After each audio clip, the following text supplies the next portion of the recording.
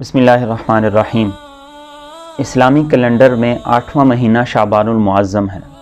इस महीने के बारे में रसूल अकरम सल्लल्लाहु अलैहि वसल्लम की बहुत सी अहादीस हैं, जिनमें सही अहादीस भी कसरत से हैं, ज़ईफ़ अहादीस भी हैं।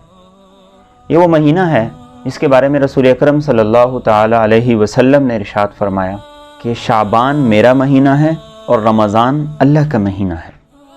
और ये वो महीना है जिसके बारे में आप सल्लल्लाहु अलैहि वसल्लम ने सहाबा से ये फरमाया, अहसू हिलाल शाबान अली रमज़ान, शाबान की तारीख़ों को याद रखा करो, इसलिए कि इसके बाद अगला महीना रमज़ान होता है। और ये वो महीना है कि जब रजब का महीना आता तो रसूल अकरम सल्लल्लाहु अलैहि वसल्लम ये दुआ फरमाते, अल्लाहुम्मा बारिक लना फ़ी रजब व शाबान व बल्लिगना रमज़ान।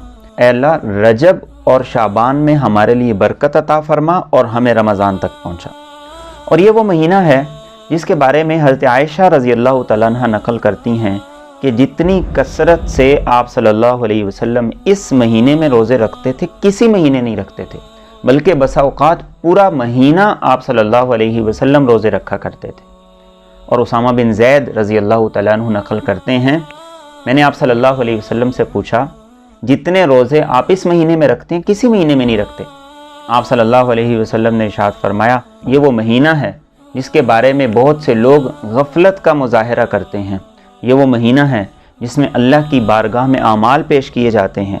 तो मैं ये चाहता हूँ मेरे आमाल अल्लाह की बारगाह में इस हाल में पेश हों कि मैं रोज़े से हूँ। तो हमें भी चाहिए इस महीने की कदर करें और कसरत से इस महीने के अंदर रोज़े रखें, ताकि आप सल्लल्लाहु अलैहि वसल्लम की सुन्नत पर अमल हो। अल्लाह मुझे और आपको सही फ़हम नसीब है।